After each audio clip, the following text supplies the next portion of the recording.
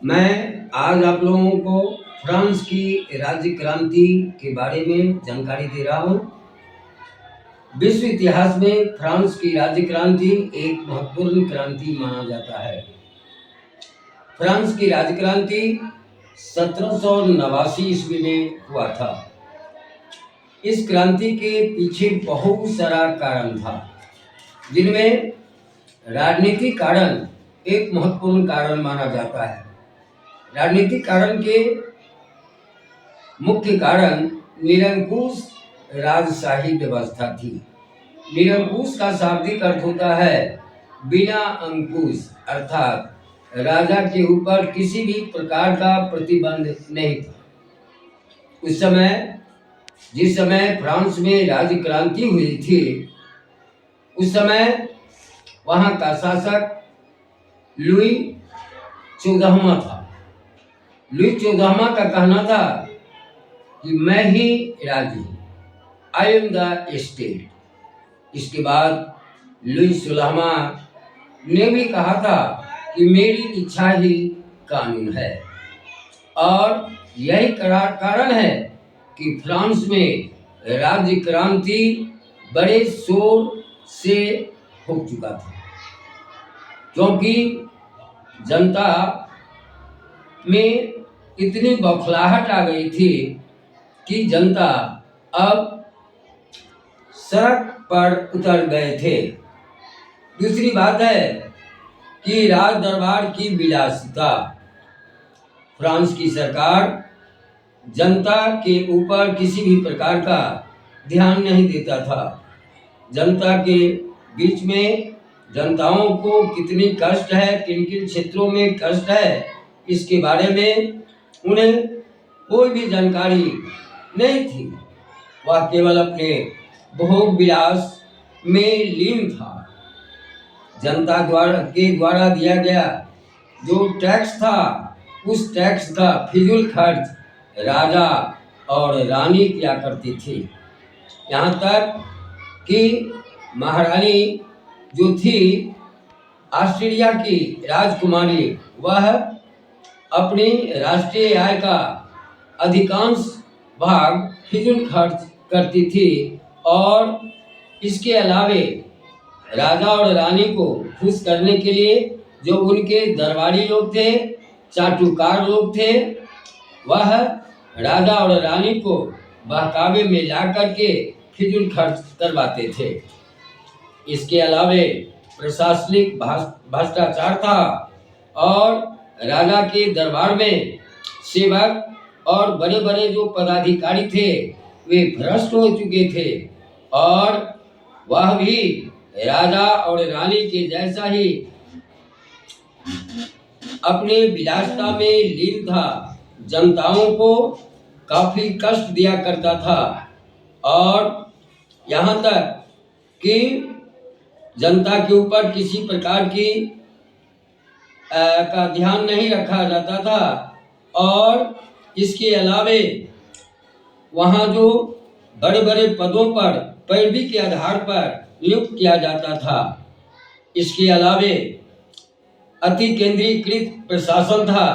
इसका अर्थ होता है कि फ्रांस की प्रशासनिक व्यवस्था एक बहुत बड़ी दुर्बलता थी, अर्थात राजा अपने अंदर सारी शक्तियों को रख चुका था।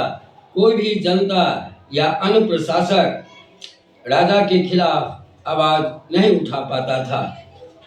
और प्रशासनिक अव्यवस्था थी, राज्य में एकरूपता नहीं थी और जनता त्राहिमाम में पड़े हुए थे। फिर भी राजा और उनके जितने प्रांतों के जो प्रशासक थे, अपने अपने फिजूल बटोरने में, अर्थात अन्याय का रुपया लेने में जुटा हुआ था। और बड़े बड़े ओहदे पर पैरवी पर नियुक्त बड़े बड़े पदाधिकारी कानून को अपने जेब में रखा था। अर्थात ये भी जानिए कि न्याय व्यवस्था की जो दुर्बलता थी, वहाँ जो प्रशासक था, बड़े बड़े पदाधिकारी थे, वह विद्वान नहीं बल्कि दुर्गुण वाले व्यक्ति थे। और एक ही मुकदमा के लिए बड़े बड़े जो लोग थे उनको हल्की सजा मिलती थी और किसानों को, गरीब गुरबों को उसी गलती के लिए बड़ा से बड़ा सजा दिया जाता था। और व्यक्तिगत स्वतंत्रता का अभाव था। फ्रांस में राजनीतिक व्यवस्था इतनी चरमरा गई थी कि कोई भी स्थान ऐसा नहीं था जहां जनता आनंद से रह सके। यानी वहां राजा के विरुद्ध किसी प्रकार का कोई आवाज नहीं उठा सकता था। अगर राजा या उनके बड़े बड़े पदाधिकारियों को किसी प्रकार की अगर आशंका हुई तो बिना उन्हें सूचना दिए उनके ऊपर में मुकदमा चला दिया जाता था और यहाँ तक कि उन्हें बड़ी से बड़ी सजा दी जाती थी। ये सारे कारण राजनीतिक कारण था। अब सामाजिक कारण भी बहुत बड़ा कारण था जिसके कारण फ्रांस में राज्य क्रांति हुई थी। वहाँ का समाज 3 वर्गों में बटा हुआ था। पहला जो वर्ग था वह पादरियों का था, है ना, जिसमें बड़े बड़े पदों पर वे लोग नियुक्त होते थे। दूसरा वर्ग कुलीन वर्गों का था और तीसरा वर्ग सामान्य और गरीब गुरबों का था। पादरी लोग फ्रांस में काफी प्रभावशाली थे और पादरियों का व्यापक प्रभाव था। समझा जाता है कि फ्रांस का सर्वोच्च शक्ति पादरियों के ही हाथ में था और बड़े पादरियों को भी 2 वर्गों में बांटा गया था, बड़े पादरी और छोटे पादरी। बड़े पादरी को काफी छूट दी गई थी। बड़े पादरी मठों की संपत्ति भी उन्हीं के हाथों में रहता था। वे लोग आलीशान महल और हीरे जवाहरात वाले महल में रहा करते थे। उन्हें किसी भी प्रकार का टैक्स नहीं लगता था। दूसरा जो पादरी था उनका भी जीवन भोग विलास में ही लीन था। इसके अलावे कुलीन वर्ग अर्थात प्रशासन का सारा भार कुलीन वर्गों में ही था। अपने अंदर वह सेना, न्यायाधिकारी इत्यादि रखा करते थे और आलीशान मकान में रह करके गरीब गुरबों पर किसी भी प्रकार का ध्यान नहीं देना। वे कुलीन वर्ग ऐसे वर्ग थे जो अपने भोग विलास में लीन रहा करते थे। और इसके अलावे जनजात